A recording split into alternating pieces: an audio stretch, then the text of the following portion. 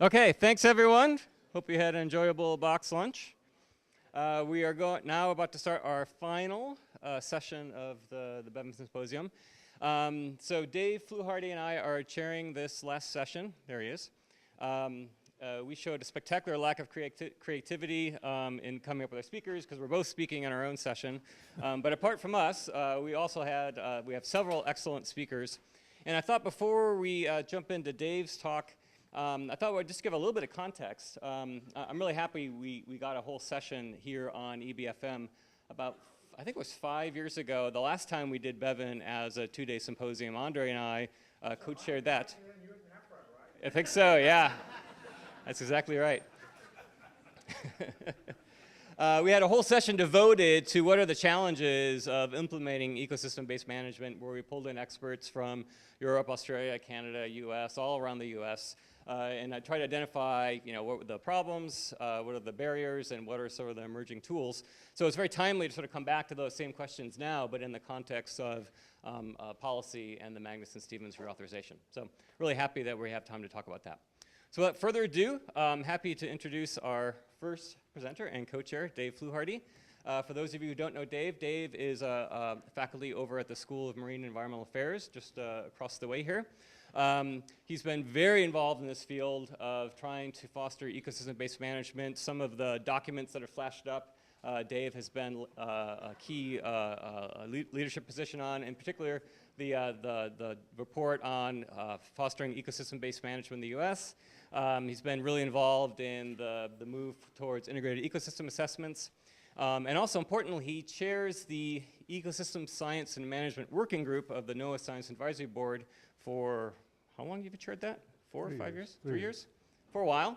And part of the activities has been a really in-depth look at what has been the progress towards advancing ecosystem principles in US fisheries. And I believe that's what Dave is going to talk about. So without further ado, I'll hand it over to Dave. Okay, great. Well, thank you very much. It is a bit strange to be on the steering committee and showing up, because usually you do try to get out of the speaker's role. But I'm happy to be here to talk a little bit about this and contribute to what hopefully will maintain the same high quality that we've had all through this.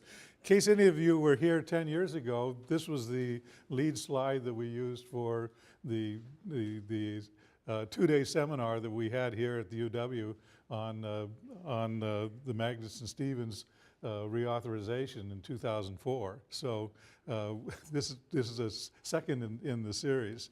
As Tim mentioned, this is work that is keying off of work that the subcommittee has done to report on ecosystem-based fishery management to the NOAA Science Advisory Board. The full report is there. It's I don't know, it's 80 pages of text and 117 in appendices. So there'll be quite a lot of material that's available, and hopefully at least a good reference for anyone that wants to do further study along these lines. So the task that we were set out with from the Science Advisory Board was basically to explore what has happened between about 1999 and 2012 was when we started. So but we'll say 2014 in terms of taking the Ecosystem Principles Advisory Panel report to Congress in 1999 to where are we today. And so basically looking at how Fishery Management Council regions are taking actions to implement EBFM to determine the availability and the adequacy of ecosystem science in management of marine fisheries in the United States, and then to look at the use of ecosystem science in support of regional fishery council management actions. Key question is, how do you come down on, do we have a mandate? Is there a federal mandate for doing ecosystem-based fishery management? And I would argue that the answer is yes and no. Margaret Spring and I were talking about this the other day. Clearly, we have, if you think of you using the best available science, you're doing ecosystem-based management. You're using that science there. So in that sense, there is a quasi-mandate. We also have encouragement in some of the preamble language and other things to do this. And there have been various efforts to look at this. But that's looking for the word ecosystem-based management as some kind of an overriding concept. Really, when you think about the true mandates, stock assessments and setting of total allowable catches, that's foundational. So is what we're doing with essential fish habitat. Those are building blocks for ecosystem-based management. Bycatch reduction is again that. And so we don't have to look very far to realize that a lot of the things that are required in an FMP and required by council actions are really already there, and there are mandates to do them. It's just that we don't see them as part of the foundation of what we call ecosystem-based management. Margaret put up the picture of the 1999 report to Congress that we did. Some of you probably would be interested in the people who were part of that. I've just put in red the Chris Blackburn from Alaska Data Bank, George Bollert, Paul Dayton, Bob Francis, Doyle Hannon, Jane Lubchenko, Mark Mangle, and Tori O'Connell were all West Coast folks, people that are involved in this side of things. And it's quite interesting to see where some of those people have ended up. So that report, if we take that as kind of our baseline, we try to define some principles on which ecosystem-based fisheries are based. We outline policies that were required to institute ecosystem-based management. And then our big recommendation, and I give Bob Francis credit for this, was let's do an umbrella plan so that you can look at the whole ecosystem and use it as in whatever council actions you're taking. We really wanted this approach to be incremental as opposed to revolutionary. We felt that the councils, in 1999, the E word was ecosystem, and people weren't supposed to use it and were afraid of using it. We've come a long way in terms of that. So that we had to find out how can we generate action immediately without and using existing knowledge to move in the direction of ecosystem-based fishery management. And so we actually had a serious discussion about, does NEPA, if we comply with NEPA, are we actually in dealing with ecosystem-based fishery management? And you could go a long way with that. Do we need new legislation to enforce this? Yeah, well, what would we say? Or what would we tell people to do? And so we basically thought if we have voluntary guidelines, councils would pick up on these, take them as far as they could, experiment, and we would learn enough in 5 years to be ready for the 2006 reauthorization to throw in some language about ecosystem. You know, if we needed some kind of a mandate, we might be able to write that up.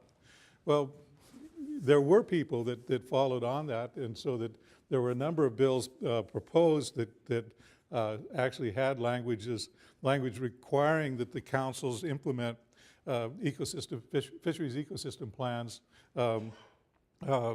but they did not get past the Senator Stevens, who said, "We don't, you can do this already. we're not going to do that, but we will ask for another report to Congress on the science that goes into ecosystem-based fishery management," and that report was submitted in 2009, and I really recommend it. I don't think many people know that it exists, but I think it's a really good document. And as others have noted, there are many other mandates that encourage the fishery management councils are acting under and with to move us in the direction of ecosystem-based fishery management. So if we step way back and I say, okay, well, where does the United States stack up globally in terms of these reviews? Tony Pitcher and friends have done a survey of like 33 different countries fairly systematically and looking at how various countries stack up. The United States ranks very high globally in terms of, as a nation, in terms of dealing with ecosystem principles, indicators, implementation steps, and overall performance. Many of you might be surprised at that, but the top, I think the highest level there is about 60% completion, and so there's a long way to go. So we're not making the case that the United States is at anywhere close to being finished with this. Jackie Alder did a similar one looking at using the FAO Code of Conduct for Responsible Fisheries to say how do nations stack up. And the United States on her metrics stack up as number 2. So how should we organize what we're doing? Well, we said, what is the implementation? That's actually taking actions that make a difference in what's happening. And so what could we look for in each of the council regions that would be the building blocks for ecosystem-based management and provide evidence that we're actually doing that? So clearly you're not doing the ecosystem any favor if you're overfishing. Secondly, we said, okay, have we actually delineated the extent of ecosystems so we can actually say what is the area that the ecosystem we're management? Do we have conceptual models of the food web? Can we describe habitat needs of different life history stages of animals and plants in the significant food web and develop conservation measures? There's your essential fish habitat, right? Or at least a major part of it. We can talk about calculating total removals.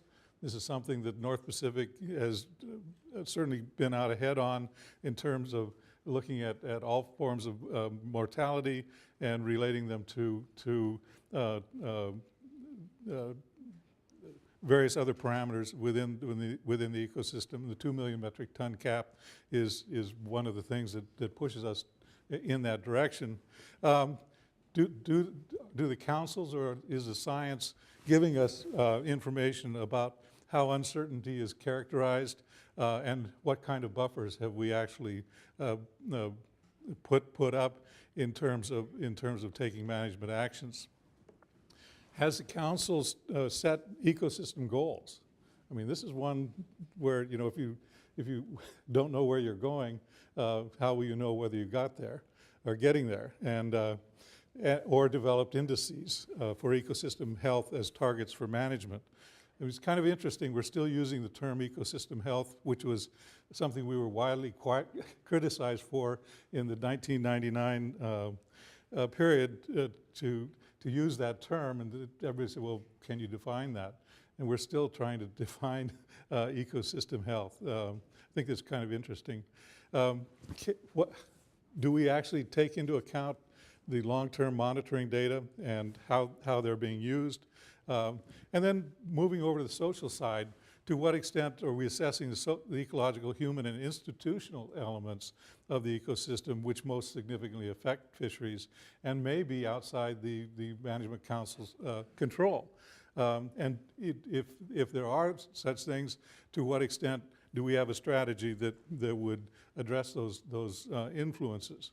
So again, there's your essential fish habitat, the consultation requirement, which is weak, but it's used.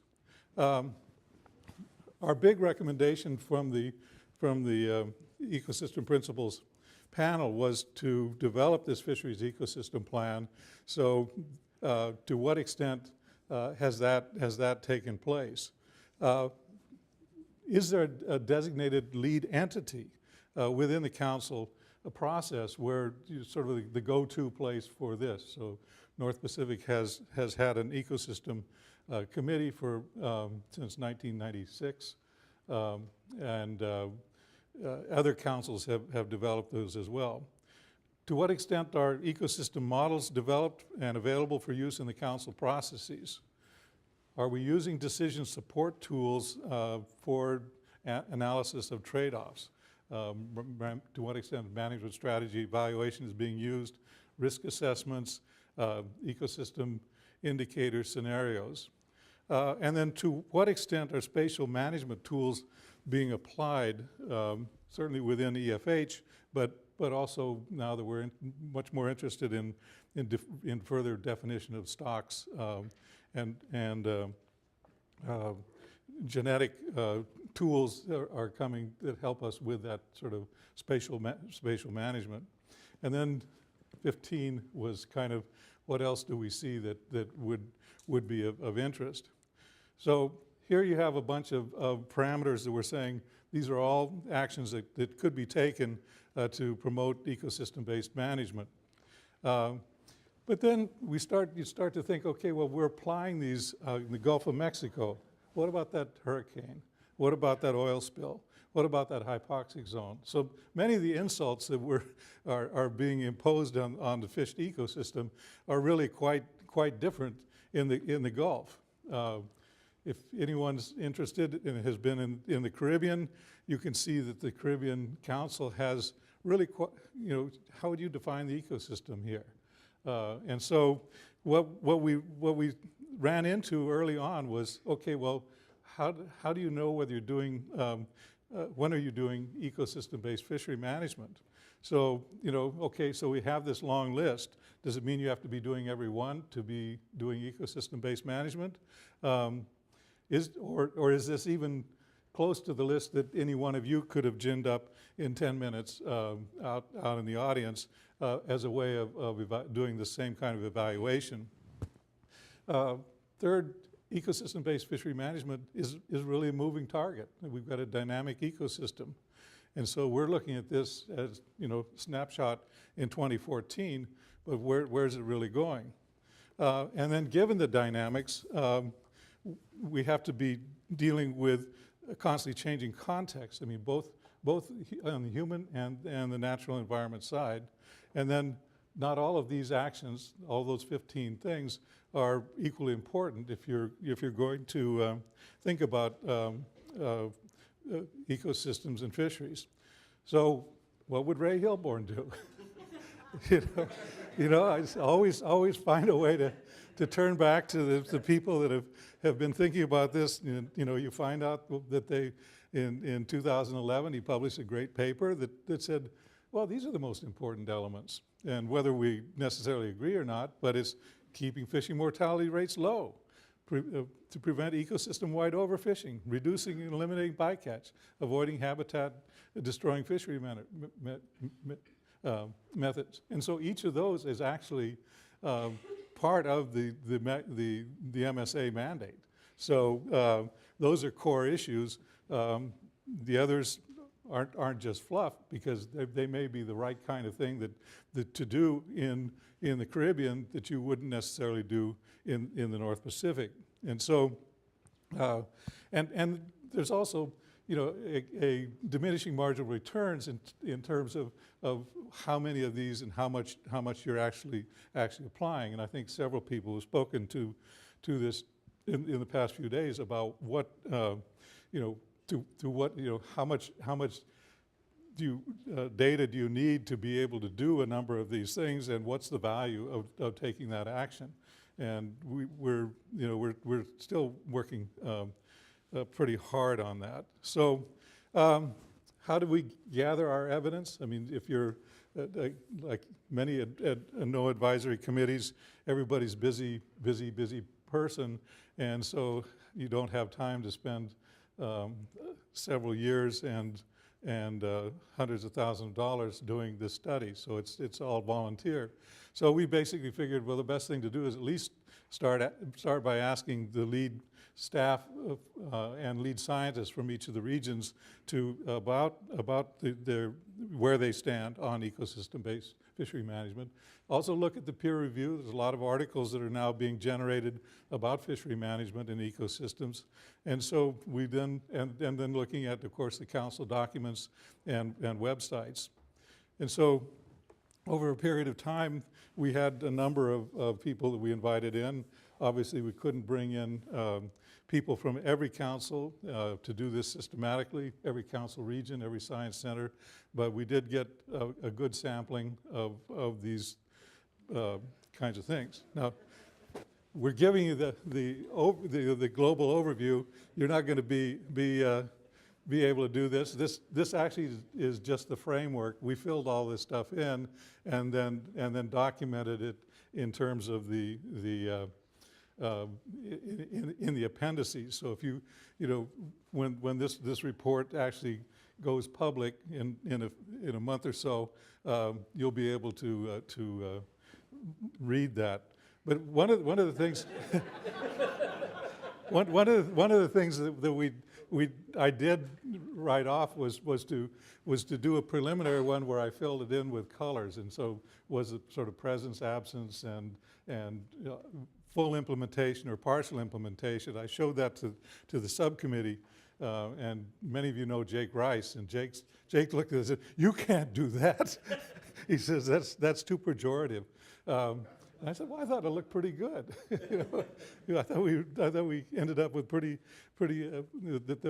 lot of the councils were doing many of the things that we're looking at. But so we switched over to words, and that's so far been fairly neutral. I mean, we've had each of these vetted by someone from the council region, so we're reasonably certain that we're not way off. This is a little bit more on a teaser on what you'll see. But we also looked at, we were looking at the councils, and we said, well, gee whiz, what about the council? What about the headquarters?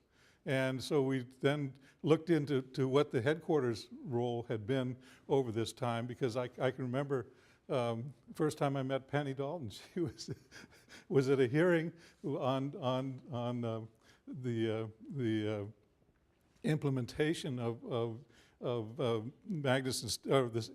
Sustainable Fisheries Act, and she and Andy came to the thing, and I was talking, and she said, we really liked this. That was 1999. 2000, we didn't like it anymore. We had a new administration, and so things had to go underground. But the Marine Fisheries Advisory Committee, MAFAC, developed guidelines in 2001. 4 of the councils received $250K, and you can guess which councils, all on the eastern seaboard. They must have figured that the North Pacific and Pacific councils didn't need that money, and so we didn't get any of it. On the basis of the work that was done during that 2004, Halliday and another person edited a guidance document for ecosystem-based fishery management. How many have seen that? Okay. Well, that's more than usually respond. But there's a lot of work that's being done that we should really be aware of, because we just have to reinvent it. NOAA established an ecosystem goal team, which was to basically try to implement ecosystem principles across the nation, and then Konrad Lautenbacher said, we want somebody to come in and tell us how to integrate across NOAA, and so that's how we got into this integrated ecosystem assessments work in 2006. People have also asked about the role that, let's export our system to other places, and also how are we behaving, what are our responsibility within the regional fishery management organizations. And so we did a quick study there, and there's actually quite a lot of, at least, discourse about the ecosystem that is taking place in the RFMOs in which the United States is a member. So already, since you've seen the analysis, now we come to the conclusions. And so that these are big, broad overviews. For NOAA ecosystem science, this is the kind of work that's being done at John Stein's center and Steve Vignell and here in Seattle, the science enterprise is really strong. I mean, there's a huge amount of efforts that going into things like stock assessments, essential fish habitat, and other mandates. Less is going into developing the modeling interaction among species and their environments, and much less in terms of linking exploitation to community dependencies and harvest strategies. And you can read communities as being communities of critters or communities of human beings. And so the social science component is far less well developed. There is a considerable amount of research, ecosystem research, that's being performed and made available to councils. And this is where we got kind of fuzzy, is to what extent does the scientific advice that's based on a model or scientific advice that has been vetted through a risk assessment in a management strategy evaluation actually appear before the council in a form where they recognize that? Or is it right, pardon? And so it's delivered, but the council may not know everything that's gone on behind that.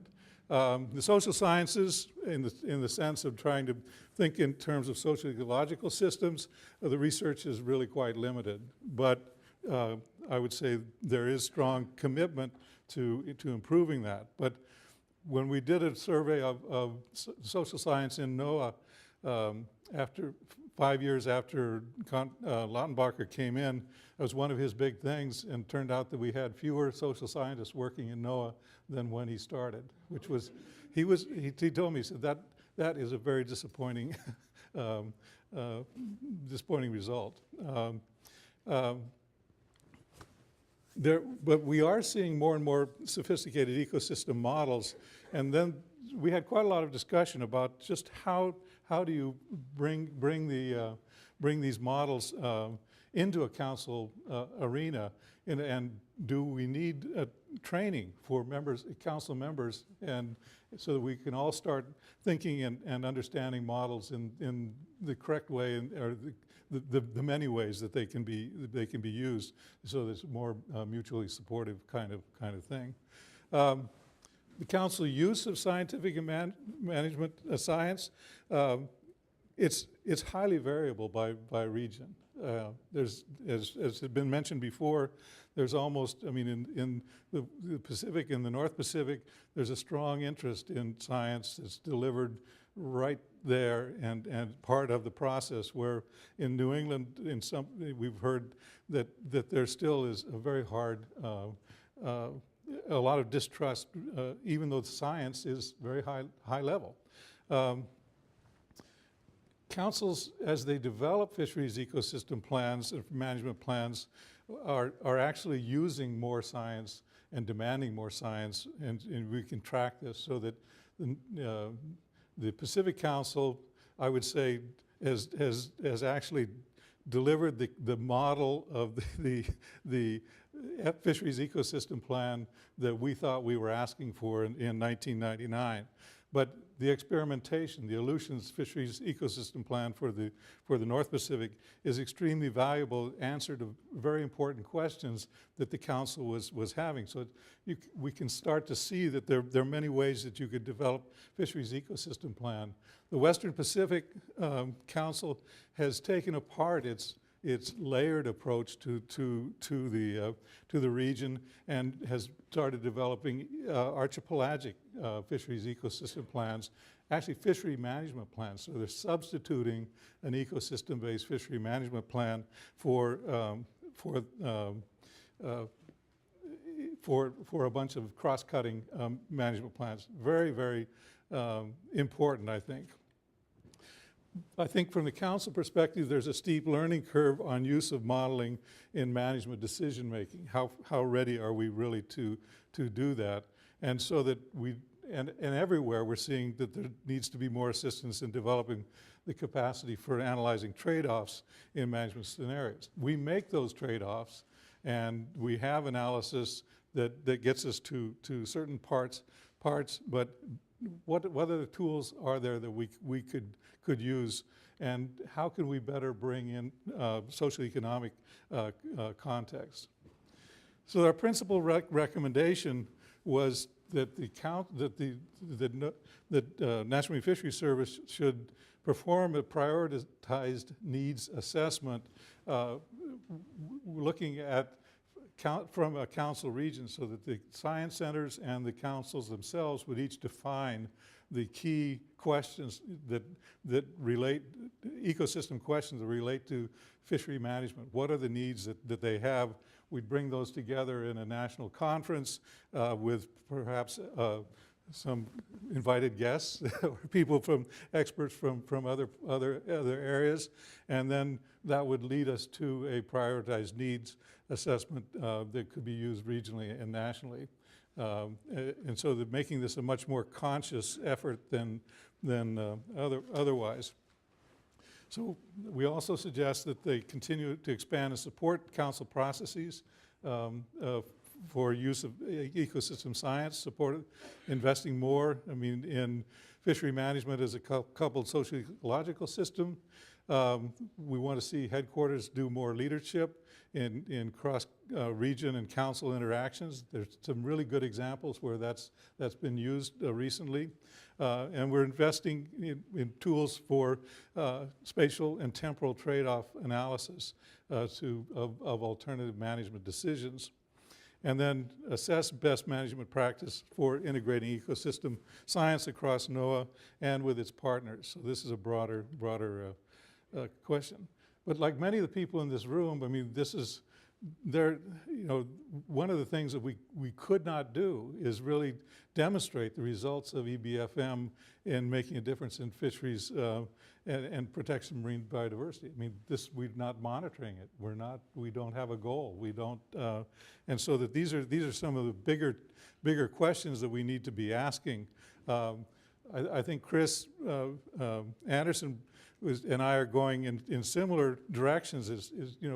Are we really focusing on stocks and biomass and production of food, or are we looking at an ecosystem where you're maximizing some sort of economic yield, or as others would have it do, an ecosystem limit?